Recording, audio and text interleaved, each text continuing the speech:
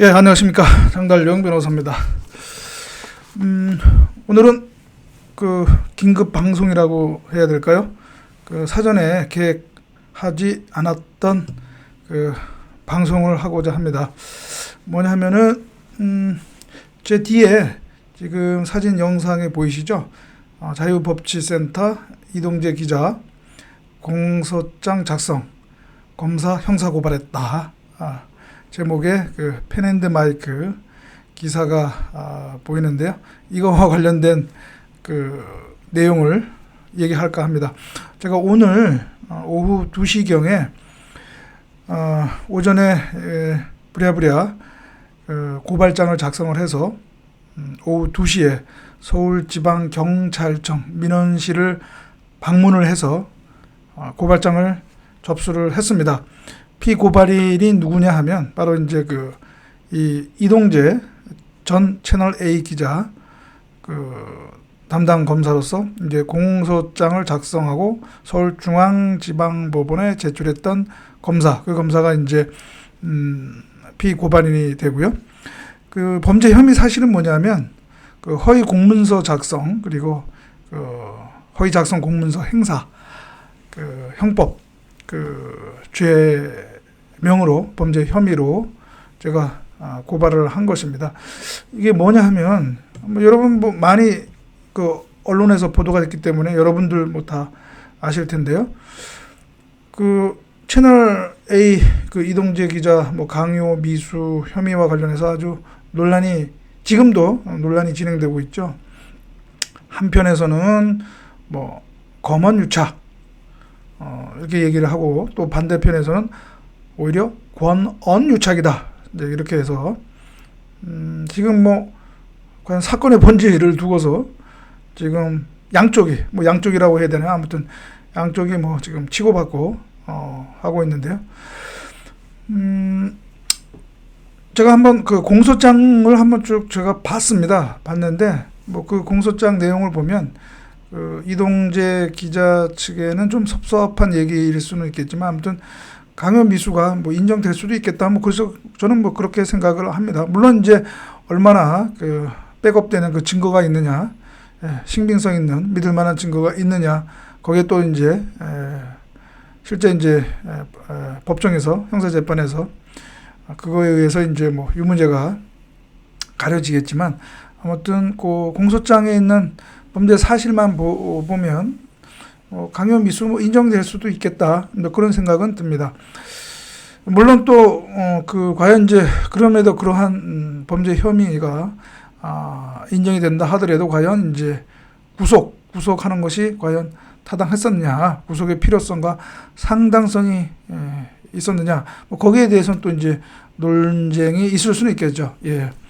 거기에 대해서는 제가 정확히 수사 기록이라든가 보지 못했기 때문에, 제가 확인을 못했기 때문에 거기에 대해서 가타부타 제가 얘기하기가 조금 부담스럽고요. 그래서 거기에 대해서는 제가 얘기하지는 않겠습니다.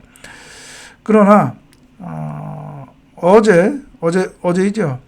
그 언론에서 보도된 이 이동재 기자에 대한 그 공소장의 그 기재 내용 중에서 이른바 공소장 짜 깊기라고 할까요? 그러니까 그 사실과 다르게 그 녹취록과 다르게 그 공소장 내용이 기재가 됐다. 지금 그거와 관련해서 지금 논란이 불거지고 있습니다. 과연 단순한 실수나 착오에 의한 것이냐, 아니면 의도적으로 검사가 그렇게 공소장을 작성한 것이냐, 지금 그 논란이 일고 있거든요. 그런데 그 논란을 우리가 그냥 가볍게 치부할 수만은 없습니다. 왜 가볍게 치부할 수 없느냐? 그것은 바로 범죄 행위가 될 수가 있기 때문에 그렇습니다.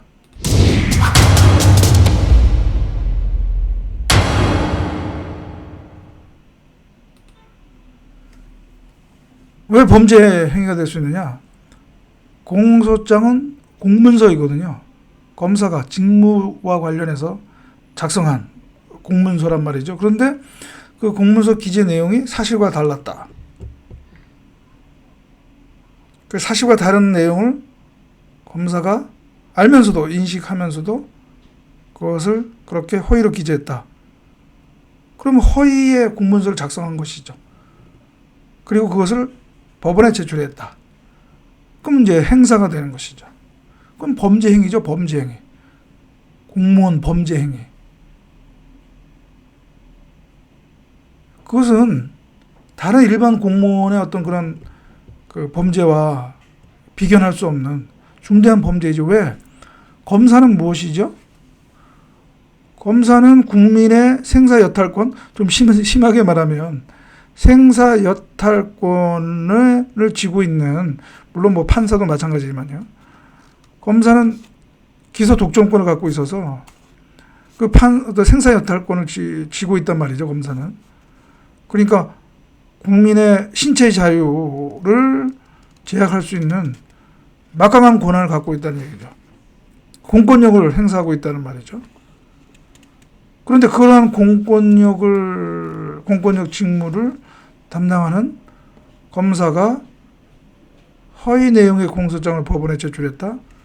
그것은 헌법과 형사소송법과 검찰정법이 부여한 권한을, 검사의 권한을 남용한 것이죠. 그것은 그냥 지나칠 수가 없는 것이죠. 그래서 제가 오늘 그 혐의가 있으니까 엄중히 수사해서 혐의가 인정이 된다면 기소 의견으로 검찰에 송치해달라고 했던 것입니다. 구체적으로 어떠한 허위 내용의 공소장을 작성했느냐는 제가 뭐 시간상 여기 방송에서 뭐 자세히 얘기할 수는 없고요. 제 요 뒤에 보이는 펜앤드마이크 기사를 보시거나 아니면 어제 조선일보 등 관련 기사를 보시면 나와 있습니다. 그러니까 요약하면 한동훈 검사의 일부 발언을 빼고 그다음에 그 발언 순서를 이렇게 뒤바꿔서 마치 뭔가 의도적으로 그런 한동훈 검사와 이 이동재 기자 등과의 어떤 그런 공모관계, 그것이 있었던 것처럼 이렇게 오독해하는 그런 어떤 공소장 짜집기로 볼 수 있는 그런 것이 있었다는 얘기죠. 단순한 실수 착오인지 아니면 의도적인 것인지 그거는 이제 수사를 통해서 밝혀져야 될 것으로 저는 생각을 하고요.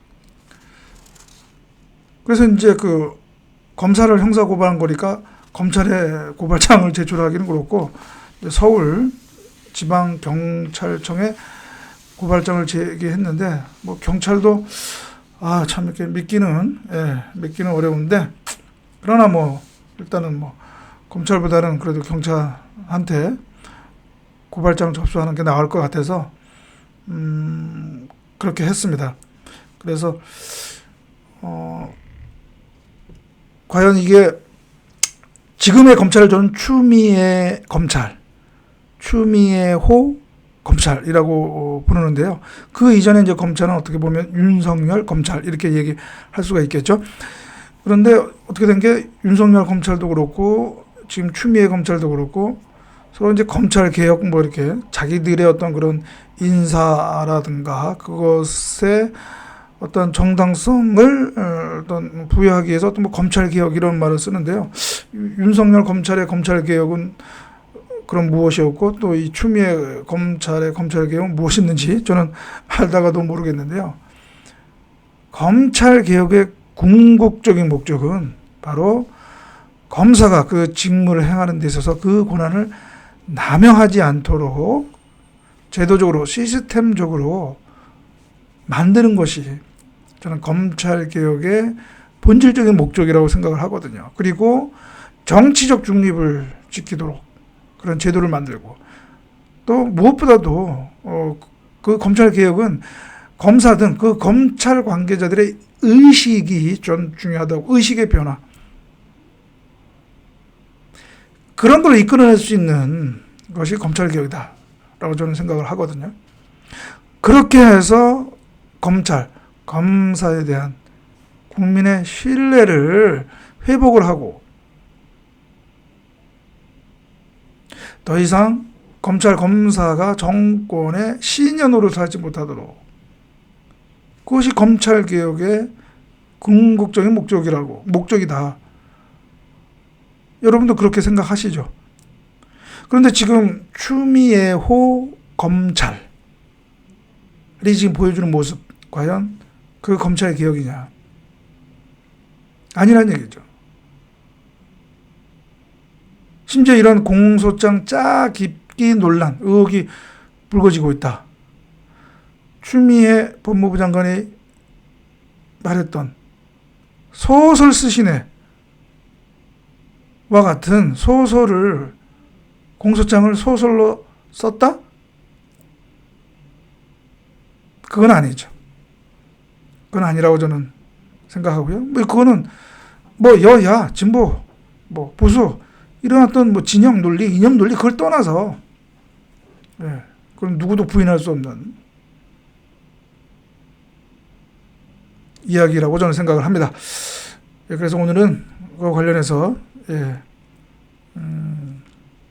진정한 검찰개혁은 무엇인지를 다시 한번, 생각을 해봤습니다.